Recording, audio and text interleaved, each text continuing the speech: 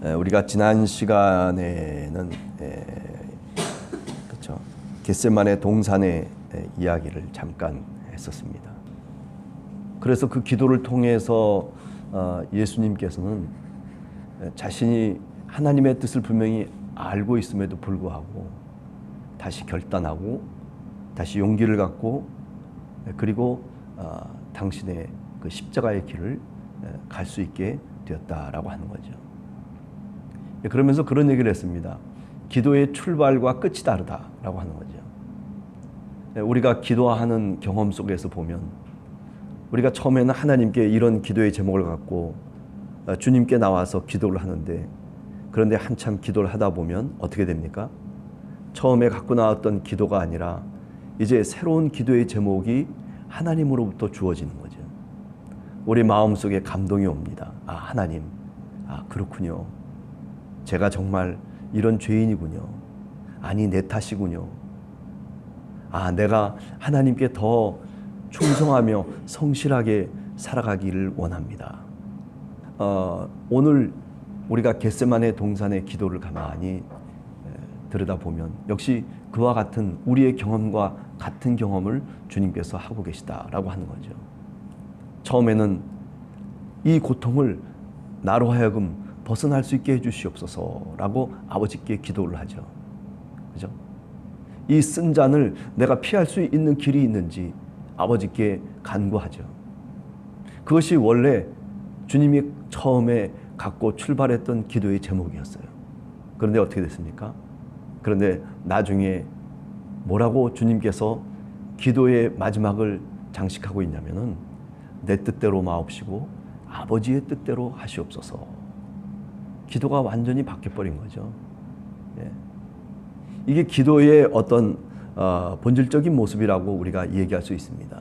내 뜻을 갖고 하나님께 나가지만은 그러나 기도를 깊이 하면 할수록 하나님의 뜻을 구하는 그런 기도자로서 변화되고 있다라고 하는 거죠. 그것은 예수님에게 있어서나 또는 우리들에게 있어서나 사실은 같은 모습이다라고 하는 것을 우리가 다시금 지난 시간에 생각을 해봤습니다. 이번 시간에는 체포를 당하시는 예수님의 장면이죠. 자신의 신복이었던 가룟 유다가 자신의 제자가 자기를 팔아넘기는 거죠. 가까이 와서 그 가룟 유다가 뻔히 알고 있는 그 유다가 자신에게 입맞춤을 합니다.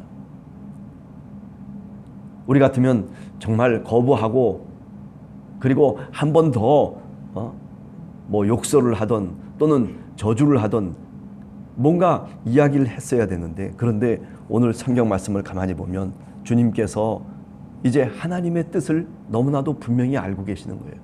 이것은 하나님이 하시는 일이시고 그리고 내가 이 십자가의 길에서 하나님만을 의지하는 것이 그것이 내 모든 것이다라고 그렇게 판단을 하시는 거죠. 그래서 가룟 유다에게 주님께서 뭐라고 말씀을 하십니까? 네 뜻대로 하라는 거죠. 네가 원하는 대로 행하라고 그렇게 가룟 유다에게 이야기를 합니다. 칼과 몽치로 무장하고 나타난 로마 병정들과 그리고 수많은 무리들에 의해서 체포되고 그리고 끌려가시는 모습이 오늘 장면의 이야기라고 얘기할 수 있습니다. 그러면서 한 가지 생각을 합니다. 사실 이 십자가의 길에서 예수님의 비통함 중에 더 깊은 비통함이 하나 있었는데 그것은 바로 가룟 유다가 회개치 않았다는 것이죠. 어떤 사람들은 하나님께서 가룟 유다를 그렇게 예정해 놓으시고 그리고 그래서 그는 그렇게 살아갈 수밖에 없었던 비참한 인간이다. 이런 역할론을 얘기를 하는 사람들이 있습니다. 칼빈의 예정론이 꼭 그와 같이 해석되어야 될 필요는 전혀 없다라고 얘기할 수 있습니다. 우리가 현대 신학자들 중에서 칼 바르트라고 하는 유명한 신학자는 칼빈의 예정론을 이렇게 해석을 하지 아니하고 오히려 하나님께서는 온 인류를 구원하고자 원하는 그런 가슴 아픈 그런 마음을 갖고 계셨다는 거죠. 세상을 창조하기도 전에, 예? 세상에 빛이 있으라 해서 빛을 만드시기 그 이전부터 주님께서는 이렇게 온 인류와 온 세상을 구원하기 위한 그런 작정을 하고 계셨다. 그것을 일종의 예정론의 시작이라고 칼바르트는 얘기를 하고 있습니다. 사실 이 십자가의 길에서 배신당한 한 인간이 바로 예수 그리스도입니다. 가룟 유다로부터 배신을 당하고 돈 30냥에 팔려버리고 만 자신의 비통함, 이게 바로 하나님의 아픔의 신학입니다. 인간을 창조했음에도 불구하고 그러나 그 인간이 하나님을 대항하고 그리고 그 인간을 통해서 하나님이 아픔을 경험해 가시고 계시는 오늘의 모습들을 우리가 얼마든지 이야기할 수 있는 것이죠. 성경을 통해서도 이런 하나님의 아픔, 그것이 얼마나 적나라하게 우리들에게 드러나고 있는지 모릅니다. 당신이 창조하셨던 에덴 동산에서 아담과 하와가 결국 쫓겨나고 맙니다. 아니, 어떻게 보면 실패하고 만 것이죠. 그 인간을 더욱더 하나님의 피조물로서 빛나는 우주의 영광을 나타내기 위해서 인간을 창조했음에도 불구하고, 그런데 사실은 그 인간을 통해서 실망과 좌절을 겪으시는 하나님이시죠.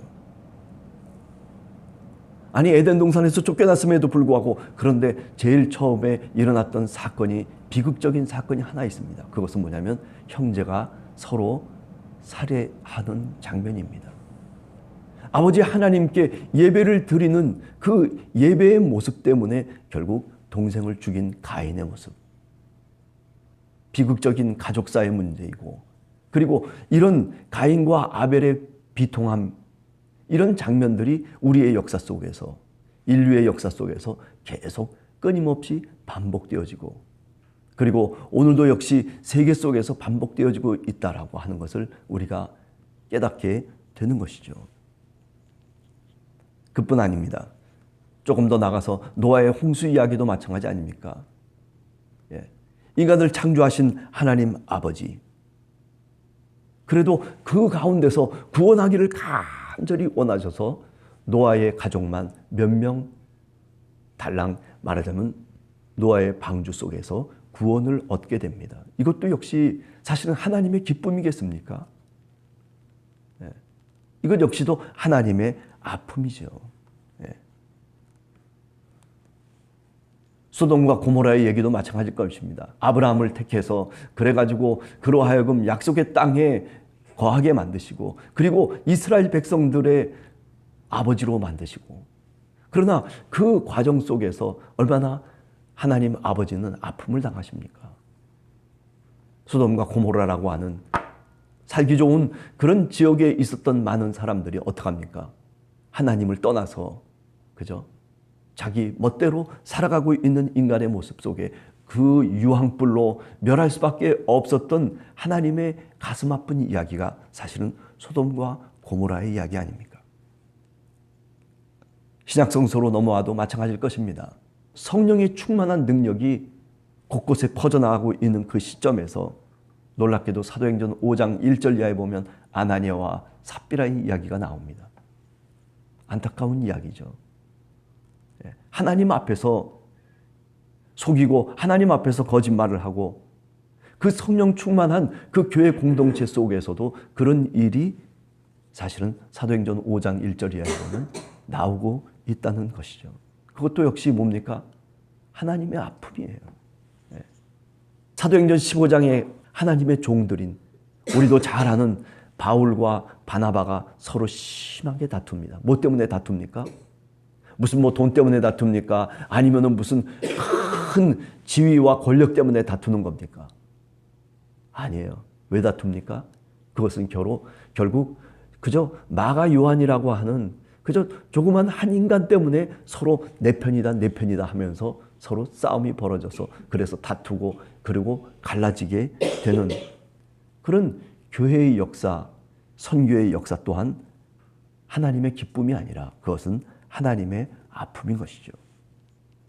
여러분, 오늘 또 마찬가지일 것입니다. 그죠?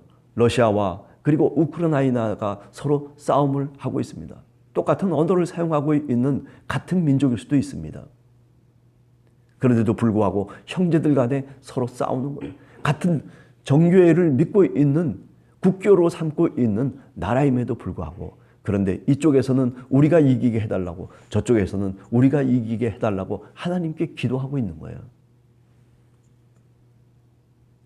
하나님의 아픔이죠. 오늘 우리들에게도 이런 일들이 계속 끊임없이 반복적으로 일어나고 있다는 것을 우리가 한 번 더 생각을 하면, 십자가의 그 길 위에서 예수님이 정말 가슴 아파하는 것은 다른 것이 아닙니다. 회개할 수 있는 그 기회에 가룟 유다가 오히려 회개하고 하나님 앞에 나왔더라면, 그렇죠? 주님께서는 그런 기회를 몇 번이고 그의 양심에 호소하고, 그리고 그의 면전에서 분명하게 말씀을 해주고 있었지만은, 그러나 가룟 유다는 결국 제 길로 갈 길을 갔다라고 하는 것이죠.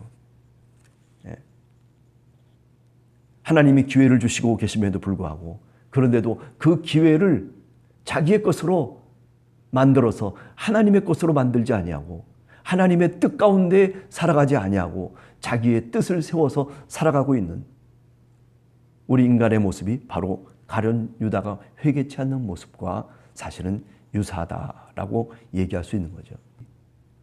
우리 모든 인류들이 정말 평화롭고, 그리고 예수 그리스도의 이름으로 구원을 얻기를 간절히 소원하는, 예수 그리스도를 믿어 정말 많은 사람들이 화해하고 용서하고 같은 형제의 사랑을 나누기를 원하는 것, 그것이 바로 하나님의 뜻이라고 오늘 또 분명하게 말씀드릴 수가 있을 것입니다. 오늘 성경 말씀에 보면, 그리고 난 다음에 52절에 주님께서 말씀을 합니다. 칼을 칼집에 꽂으라고 주님께서 말씀하시고, 뭐라고 말씀합니까? 칼을 사용하는 자는 결국 칼로 망한다 라고 하는 그런 말씀을 주님께서 제자들에게 분명하게 명령하고 계십니다. 칼을 사용하고 칼을 즐겨하는 사람들은 결국 칼로 망하기 마련입니다. 이것은 예수 그리스도의 말씀입니다. 기독교의 정신이라고 하는 것은 다른 것 아닙니다. 화해와 평화의 정신입니다. 사랑의 정신입니다. 예수 그리스도는 12군단이나 더 되는 하늘의 천사를 움직일 수 있는 권세가 있다는 것이죠. 그럼에도 불구하고 자신의 능력을 사용하지 아니하고 그 권세를 사용하지 아니하고, 왜 그렇습니까? 하나님의 뜻을 이루기 위해서요. 성경에 말씀하신 그 말씀, 하나님의 말씀을 성취하기 위해서, 온 인류를 구원하기 위해서 예수 그리스도는 자기의 능력과 권세를 포기하고 있는 겁니다. 그게 바로 십자가의 길인 것입니다. 오늘 우리 함께하는 교회 성도들도 세상 속에서 우리가 살아가면서 우리가 이런 주님의 모습을 본받고 살아가는 믿음의 사람들이 되어야 됩니다. 선거하는 그 장면들을 보면 권력을 차지하기 위해서 남이 어떻게 되든 별 상관이 없어요. 거짓말을 하건 속인수를 쓰건 권력만 차지하고, 그리고 그 권세 칼을 잡기를 원하는 그런 모습들이 곳곳에서 우리들에게 보여지고 있다는 것이죠. 참 안타까운 일입니다. 우리가 잘 아는 20세기의 성인이라고까지 얘기하는 간디라고 하는 인도의 유명한 철학자, 또 그리고 정치가를 우리는 잘 알고 있습니다. 그는 비폭력 저항을 얘기했죠. 때리면 맞았습니다.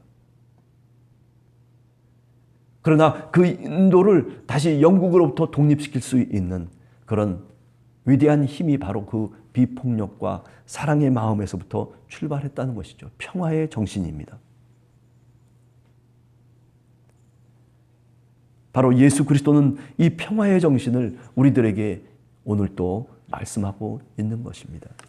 칼을 집어넣으라, 이렇게 명령하고 계십니다. 그렇습니다. 이런 상황 속에서 제자들은 결국 예수님을 다 버리고 도망치고 말았다. 우리에게는 뭔가 그럴 수 있는, 예수님을 따를 수 있는 힘과 용기가 사실은 없는 사람들입니다. 주님의 제자들, 이런 위기 앞에서 오히려 더 기도하고 더 같이 함께 손을 붙잡고 뭉쳐야 됨에도 불구하고 그러나 어떻게 됐습니까? 그러나 다 주님의 곁을 떠나버리고 말았습니다. 정말 십자가의 길에서 더 어려운 것은 바로 이런 모습들입니다. 하나님의 뜻을 이루고자 원하는 그런 하나님의 뜻을 세우고자 원하는 예수 그리스도의 삶의 길 속에서 이렇게 모든 사람들은 하나 둘씩 다 떠나버리고 말았다. 주님은 얼마나 외로우셨을까? 주님은 얼마나 두려움 속에 떨 수밖에 없었을까?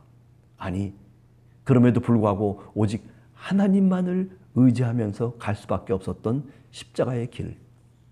어쩌면 우리 한 사람 한 사람도 이런 실존적인 모습 앞에서 저희들이 살아가고 있다라고 생각을 합니다. 우리 모든 성도들이, 예수 그리스도를 믿는 성도들이 어찌 보면 그래요. 위기 속에서는 하나님밖에는 우리가 바라볼 수 있는 존재가 없다는 것이죠. 돈을 바라보며 살다가도 이제 하나님밖에 바라볼 수 없는 그때가 오게 됩니다. 명예를 갖고 무슨 권력을 갖고 살아가다가도 결국에는 하나님밖에는 쳐다볼 수밖에 없는 그런 상황 속에 우리가 맞이하게 됩니다. 우리의 곁을 다 떠나고 우리가 소유하고 있었던 것들이 다 우리의 곁을 떠나고 말 때 그때 비로소 우리가 깨닫는 것은 하나님만이 우리가 의지해야 될 분이라고 하는 사실입니다. 그렇습니다. 오늘 우리 함께하는 교회 성도들 한 사람 한 사람, 우리가 어찌 보면 하나님 나라의 길을 가고 그리고 주님이 가셨던 그 십자가의 길을 우리가 마음속에 두면서 그러면서 오늘 또 살아가고 있습니다.